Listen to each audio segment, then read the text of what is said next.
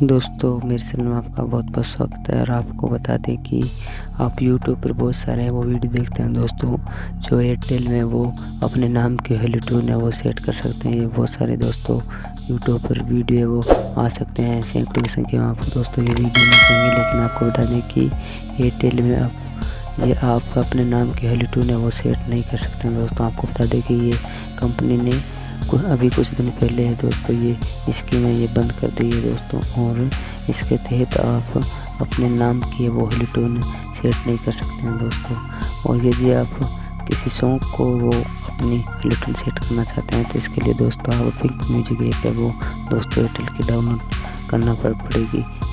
इसमें आप है वो म्यूजिक है, मतलब आप कोई भी हेलो टून सेट कर सकते हैं दोस्तों।